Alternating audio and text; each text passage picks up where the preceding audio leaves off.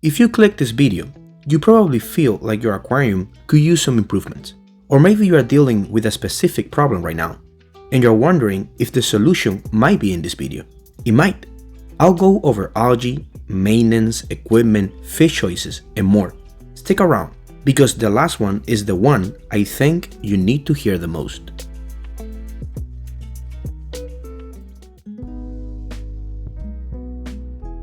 Let me ask you guys something. Do you dose nitrogen in your aquarium? For a very long time, I didn't. Nitrogen is one of those nutrients a lot of us assume we don't need to dose. With melting plants, fish food, and fish waste constantly breaking down in the tank, nitrogen usually takes care of itself. And if you ever start having algae problems, one of the first things we do is cut back on fertilizers. I've done that too. However, a while ago, I noticed some black beard algae creeping into one of my tanks. I figured maybe I was dosing too much iron, so I pulled back a bit. It helped for a little while, but it didn't solve the issue. Then, for completely unrelated reasons, I switched to a fertilizer brand that combines all the macros, nitrogen included, into one bottle. I started using it, and surprisingly, the plants began to look way healthier. They even started outgrowing the BBA. At first, I didn't think much of it, but then it hit me. I had recently added a couple more tanks and split up my fish stock. So now I had fewer fish in each tank, which meant less food going in and a lot less nitrogen being naturally produced. My plants were hungry and I didn't realize it. Once I started dosing the new fertilizer consistently, things improved fast. The BBA faded, not completely, but significantly, and the plants bounced back strong. For planted tanks, good nitrogen levels are typically around 5 to 20 ppm, depending on your setup. So if your plants are struggling or you're seeing algae issues, don't rule out nitrogen. Just test first. Too much can cause its own problems.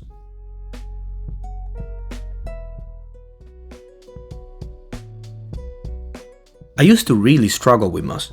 I would see those beautiful forest-style aquascapes, wood covered in just the right amount of moss. Just beautiful. I can't even show you any footage of it, because I've never been able to build something like that. Not because I didn't try though. In my first Aquascape, I tried to make something similar, and it looked okay, for my first tank. Now, if you've worked with moss, you probably know the deal. It starts off looking delicate and perfect, but if you don't stay on top of it, it'll take over everything. Soon enough, your hardscape will disappear. And trimming moss, well, that's a nightmare. Unlike other plants, moss doesn't float. It sinks, and all those tiny pieces settle into the substrate, get stuck in plants, and eventually cause algae problems. That's exactly what happened to me. The tank turned into a mess, and I gave up on the forest vibe entirely. But recently, one of you left a comment that made me rethink my whole approach to moss. It was about this little vacuum that I made, and I wasn't even thinking about moss when I made it years ago. The whole point of it was for me to be able to remove the top layer of sand in my first aquarium, because it had a bunch of algae in it. I still use it for detail cleaning. But one of you guys mentioned that you built something similar and used it to clean up moss. Genius! So now I turn off the filter and skimmer, trim the moss, let it sink, and then vacuum everything up. It doesn't remove water, so I can take my time.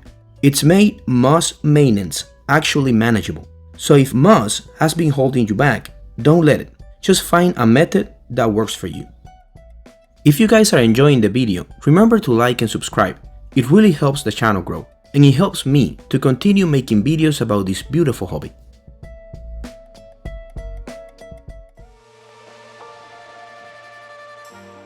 A lot of aquascapes don't include a centerpiece fish.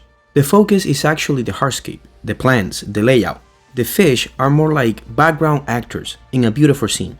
But I want to ask you something, and feel free to drop it in the comments. Was your first aquarium an aquascape, or was it just a regular tank built around the fish? I feel like most of us started with the fish. My first real aquarium wasn't even a tank. It was an old bucket I filled with water as a kid, just so I could keep fish in it. That's how it all started. My first aquascape came much later. It was that filled forest layout I've shown before. I was proud of it, but it was more about the plants than the fish. Still, I really believe that an aquascape can be stunning and give the fish a starting role. That's where a good centerpiece fish comes in. It doesn't have to be anything flashy or expensive, just something that fits the vibe you are creating. A gourami, a betta, or a pair of rams.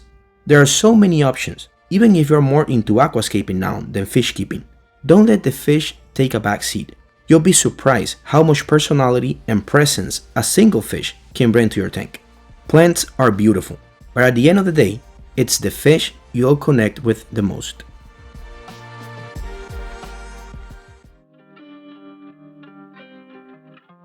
Lighting doesn't just control how fast or healthy your plants grow. It plays a huge role in how vibrant their colors look. And I'm not even talking about intensity here, even though that's obviously important. What I really want to focus on is color temperature, because you can have two lights with nearly identical intensity but totally different spectrums, and that changes everything. Let me show you what I mean with two of my own tanks. In this 30-gallon rimless, I'm growing Rotala Narrow Leaf SP Red. It's healthy, colorful, looks great.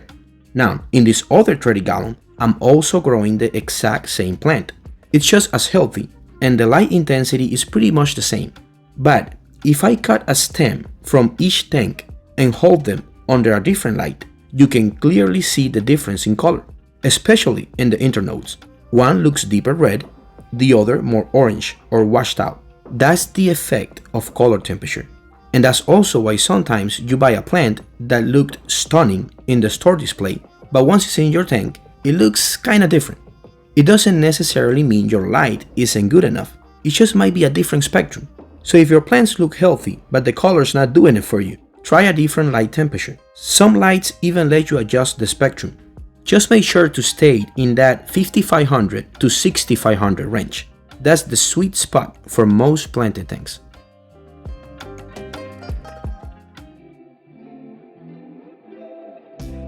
You can study how to do something 1,000 times. You can run through every possible problem in your head and feel completely prepared.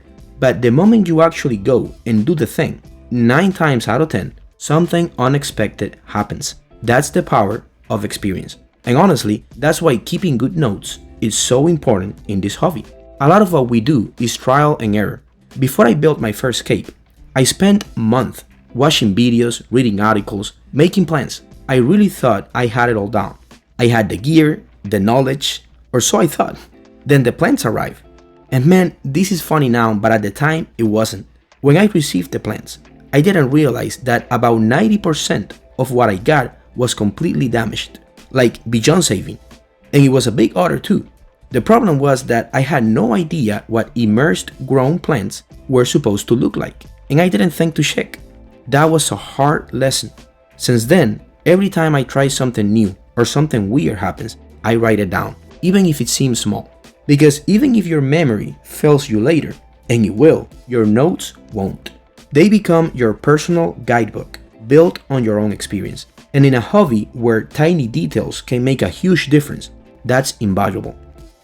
I truly believe that if you apply these tips, they can make a significant difference in how your aquariums look and feel. Try them out and let me know how it goes.